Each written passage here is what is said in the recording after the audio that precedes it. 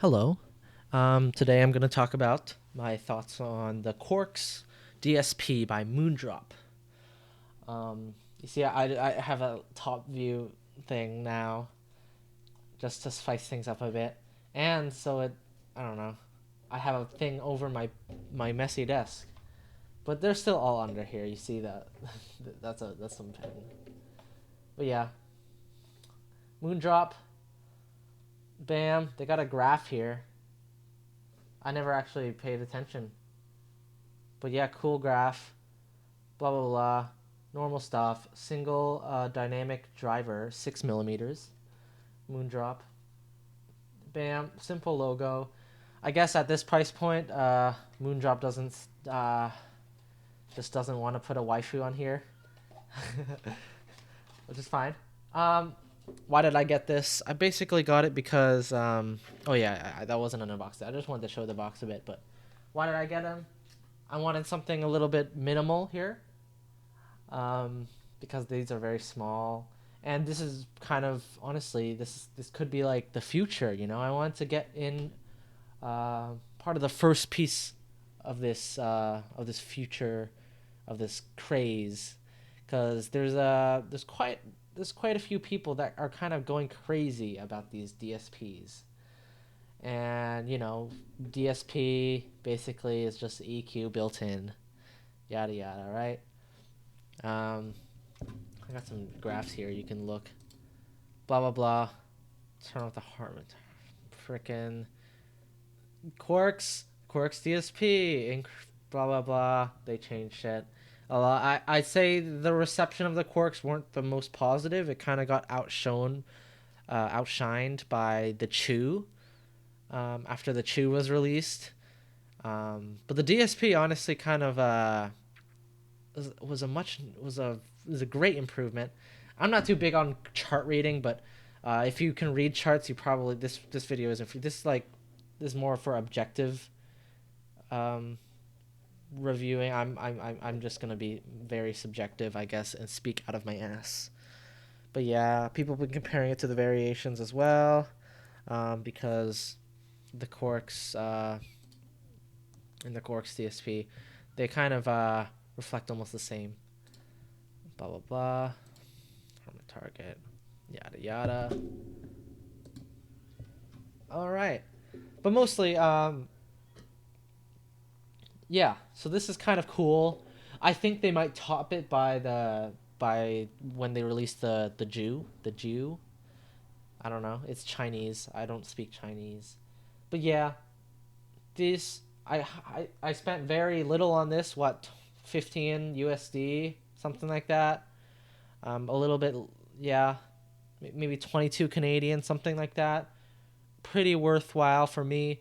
I've been running them on my on with SpinFit CP100s, my favorite tips, and just straight into my phone, of course, because I think I wouldn't see any other way to use it. You could plug it into your laptop if it has a USB-C thing, which I have done, but in my opinion, um, I just I didn't like using it when studying, for ergonomic reasons, which I will elaborate on.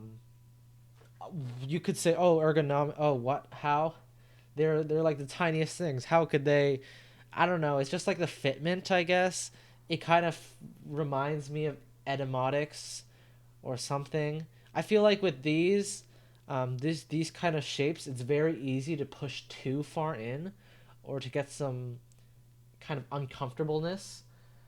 One thing that I had was maybe I was putting it too in, but like for the first time ever, there was kind of like a ceiling effect, or I was getting like, I don't know, when it's like plugged, it just kind of like gave me a headache sometimes, which I've been having. But I don't know. That could have just been placebo. That could have been just random. But um, that is something that I've experienced with these that I don't experience with normal standard IEMs. Um, so with this shape, of course, you can do it around the ear or just straight up like earbuds. I prefer it around nowadays because when I figured I actually don't really like this cable. I feel like it grips to my clothing um, at times when moving, which usually doesn't happen. I think maybe because of this big circle that bulges, as it's kind of more susceptible to getting caught or something, or maybe it's the texture. I'm not too exactly sure, but it to with this kind of shape, the pressure you want it to like stay in, and if it's moving, it's gonna just remove my seal. Not something I'm a big fan of course. Not something you want to look for, or So I do now. You know, I have now fully transitioned to wearing around the ear or over ear, um, which is actually pretty weird, I guess. But yeah, I do think that is a superior way. Um, I haven't really experienced with calling though. When I plug them into my little Android here, it doesn't seem to actually work for calling. I don't know. I don't know why. Maybe I have to set something else up because when you plug in here, let me see if I can have it. Yeah, there is a configure physical keyboard thing, which I don't know. And it thinks it's a physical keyboard with Gboard. Blah blah blah. I don't know. Generic Quarks DSP. It says. But yeah, that's pretty weird. It gives me that notification thing. It doesn't. I guess it doesn't bother me. I can just swipe it away, but it's something that I kind of noticed in daily use. With this, of course, you can't use it with a regular thing. I wouldn't imagine you ever having to use a DAC or an amp. I mean, I plug it into like an external DAC or amp, of course, which I guess you can't do with this.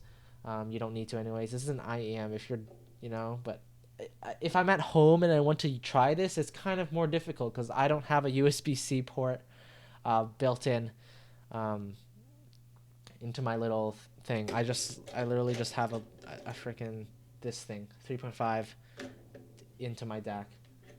But yeah, so I can't really try it at. Usually, I can't try it when I am, for example, playing games or if I want to test it out in an environment when I'm sitting at a computer, like my relaxing computer, because that's because I can't just plug it into my PC directly. I have to and it's just a big hassle that I don't really want to go through. I just use these for listening to music, anyways, and I think this is a great pick for that. Um, well, yes, it is small form factor. It is really cheap, and it sounds really well, especially just straight up. I wouldn't imagine ever wanting to EQ this because I feel like that's kind of a point because this is already like EQ'd, I guess, just pre EQ'd. I will say that there is some noise floor, which apparently I have experienced it a little bit in some situations, but not in an actual listening environment situation. Like I wouldn't if you're gonna just listen to music and you're listening like a normal person, you won't notice it. It's not something to complain about, but it is there, which technically could make it. You could call it low res, whatever.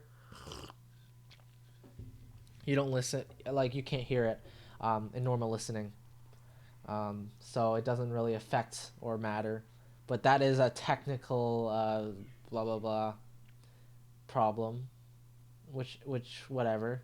I guess like if you're listening to music, probably doesn't matter. But maybe if you're watching a film, and there's gonna be like quiet ambient noises, maybe you'll experience something like that. When there's no sound at all, it's quiet, stuff like that. But in an environment when you're just listening to music, and there's pretty much constant noise, whatever, just forget. You don't worry about it. Listening to music, okay. Maybe if you're watching YouTube videos, I don't know why you'd do these. I wouldn't find myself really too comfortable um, with these just because it's not really a comfort IEM for me. It's more I want to listen to something, and this is quick and small. I kind of want something a little bit more comfortable, less inflammatory to my ears. Um, yeah. when like sitting down and focusing and blah blah blah working or something like that. But I didn't get that for that, so that's not something to complain about here. Um, Overall, it's a good purchase for me. In a few years, will this stand the test of time? I'm not so sure. I think right now it will stand longer than a lot of other IEMs just because of this unique forefront and how technically it is. It's just pretty cool, and this will definitely beat out honestly a lot of the competition. EQ kind of copium for some, but this is just like pre-EQ'd.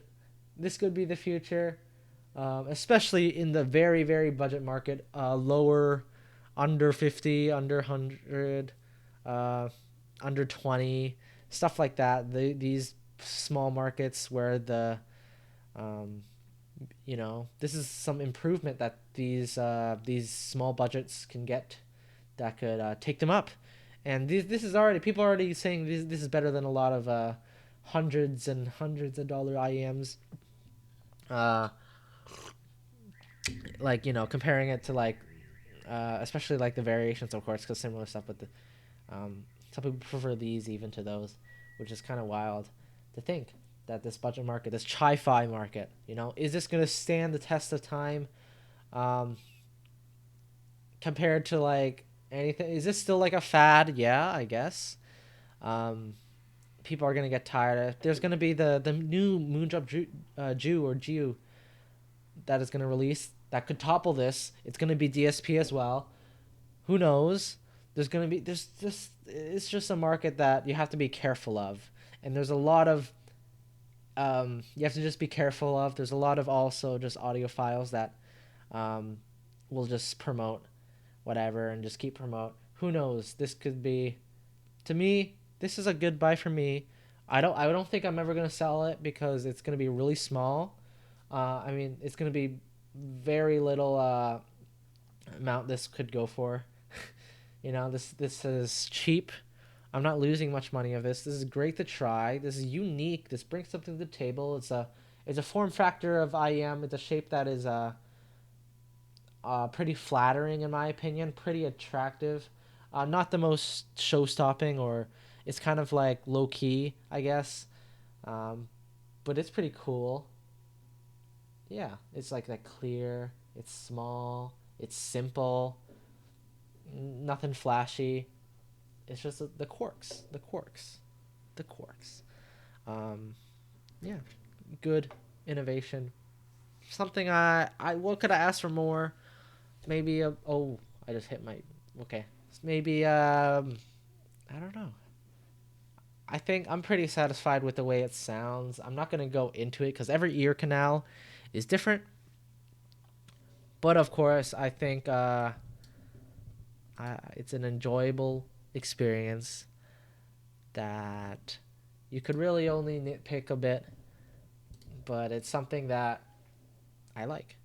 I'm kind of speaking out of my ass here, but I really like it. I'm not saying I'm not making a review. I'm just giving my thoughts, like the title suggests. I wouldn't call myself a big audiophile, anyhow, but this is one of my gears. I think this is the cheapest IEM I have, and I've been using this a lot more than all the other stuff. This one has been a lot more fun, a lot more interesting to me. For some reason, this has piqued. I don't know, just been repetitive use. I just really like the way these sound for now, um, and I like playing with it. It's cool. Nothing to complain about. Sum it up. Sound, whatever. Subjective. I'm not gonna like. You could have it objective. You could go to like, blah blah blah. Oh hey, this fits the Harman target. Blah blah blah. 80%. This must be good or something like that. Or blah blah blah. Whatever target. Everyone has different targets, but you see compared to bass. Blah blah blah. Mid bass. Blah blah blah. So much mid bass. We. Okay, and then yada yada. Whatever. You could do that. Too much thing for me. I could say that, but I'm not trying to be objective. I think there's a lot better people that could be way more objective. But for the value aspect, this is something that I enjoy. I don't think it's like a sleeper pick to me. I think maybe there's right now I think it's pretty underrated in the general community. I think this should be hyped um, a little bit more as a recommendation, because yeah, okay, you have the zero, and then you have the other zero, and you have the chew, but this kind of shines on its own, and it's kind of like a sleeper compared to those guys because those guys are hyped a lot. This is hyped a bit too in specific communities, but this needs to be shared more in the broader sense, in broader communities, especially like the mainstream IEM, you know, type stuff. But yeah, good. You should check it out. Maybe naming it Quarks DSP after the Quarks is kind of a like is maybe a reason why, because not people weren't too crazy about the regular Quarks. I wasn't too excited about the regular Quarks when I looked at it, and so maybe because of that name, it decreased the expectations of this. But whatever, you know. I'm not Moondrop. I think is good. That's it. Bye bye, guys. Yeah, 17. Oh yeah, we